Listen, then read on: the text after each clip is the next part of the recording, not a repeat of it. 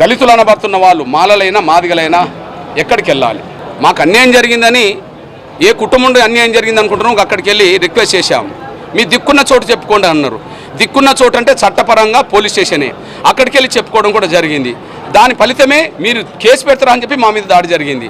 మాదిగ కులస్తులు కేవలం పోలీస్ స్టేషన్కి వెళ్ళి రెడ్డి సామాజిక వర్గానికి సంబంధించినటువంటి వ్యక్తుల మీద కేసులు పెట్టినందుకే దాడి జరిగిందని బళ్ళమూడి ఘటనకు సంబంధించి మందకృష్ణ మాదిగ సంచలన ఆరోపణలు చేయడం జరిగింది. ఎవరైతే బాధింపబడినటువంటి బళ్ళమూడి బాధింపబడినటువంటి మాదిగ సామాజిక వర్గానికి సంబంధించినటువంటి కుటుంబ సభ్యులు మరి చేమకుర్తి పోలీస్ స్టేషన్కి వెళ్ళి కంప్లైంట్ ఇవ్వడం జరిగిందని, అక్కడ పోలీసులు ఒక హెడ్ కానిస్టేబుల్ నుంచి బళ్ళమూడి గ్రామానికి తీసుకెళ్లారని, కానిస్టేబుల్ చూస్తూ ఉండగానే అక్కడ మరి అగ్రవర్ణాలంతా కూడా పార్టీలకు అతీతంగా ఒక్కటై మాదిగ కులస్తులను చంపేందుకే వారంతా కూడా మరి ఒక పథకం ప్రకారం అక్కడికి భారీగా కర్రలు తీసుకొని వచ్చి వారిని చావుబాది తలలు పగలగొట్టారని మందకృష్ణ మాదిగ ఘాటు విమర్శలు చేయడం జరిగింది. బాధింపబడినటువంటి కుటుంబాలకు అండగా ఉంటామని, ప్రభుత్వం తక్షణమే దీనిపై చర్య సీరియస్ గా కనుక తీసుకోకపోతే మరో ఉద్యమానికి తెరలేపుతానని మందకృష్ణ మాదిగ సీరియస్ వార్నింగ్ ఇచ్చారు.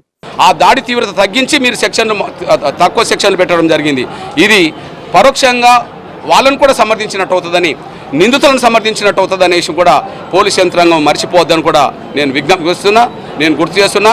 ఏది ఏమైనా చట్టాన్ని మాత్రమే మేము రక్షణ కోరుతున్నాం, పోలీస్ స్టేషన్లో మాత్రమే రక్షణ కోరుతున్నాం, చట్టాన్ని మాత్రమే రక్షణ కోరుతున్నాం, పోలీస్ స్టేషన్లో మాత్రమే రక్షణ కోరుతున్నాం. అందుకు సాక్ష్యమే ఇది ఎగ్జాంపుల్. అందుకు సాక్ష్యమే ఈ గ్రామం సంబంధించిన బాధిత మాదిగ కుటుంబం సంబంధించిన ఎగ్జాంపుల్. కానీ వాళ్ళకు చట్టాలు వర్తించవన్నట్టుగా, మేము ఏం చేసినా తప్పించుకుంటాం అన్నట్టుగా, మాకు అన్ని రకాలుగా బలం ఉన్నది, ఆర్థికంగా రాజకీయంగా బలం ఉన్నది, మేము సామాజికంగా మేము రెడ్లం, మేము ఏం చేసినా తప్పించుకుంటామనే పద్ధతులు ఉంటే చట్టాలు వాళ్ళకు పనిచేయనట్టు అవుతుంది. క్రిమినల్ కేసుల్లో ఇరికిన వాళ్ళను చుట్టాలుగా భావించుకునే పరిస్థితి మీరు తీసుకొచ్చున్నట్టు అవుతుంది. ఆ పరిస్థితి కొనసాగద్దని, చట్టం ఎవరి చేతులకు వెళ్లకుండా పోలీస్ యంత్రాంగమే చట్ట పరిధిలో పనిచేయాలని, చట్టంని ఎవరు అడ్డం పెట్టుకొని దుర్మార్గాలకు పోకుండా న్యాయం చేసే విధంగానే పోలీస్ యంత్రాంగం ముందుకు రావాలని చెప్పి నేను విజ్ఞప్తి చేస్తూ, ఏమాత్రం ఆలస్యం చేయకుండా 307 కట్టాలని చెప్పి, లేకపోతే ఖచ్చితంగా ఉద్యమానికి మా శ్రేణులు సిద్ధమవుతారనేసి కూడా గుర్తు చేస్తున్నాను, హెచ్చరిస్తున్నాను. రక్షించిన కానిస్టేబుల్కు మేము కృతజ్ఞత చెప్తున్నాం, మేము ధన్యవాదాలు చెప్తున్నాం, మా జాతి కూడా ధన్యవాదాలు చెప్తున్నాం. ఎందుకంటే వాళ్ళ ప్రాణాలు పోకుండా కాపాడిండు. కానీ దాడి ఉద్దేశం మాత్రం ప్రాణాలు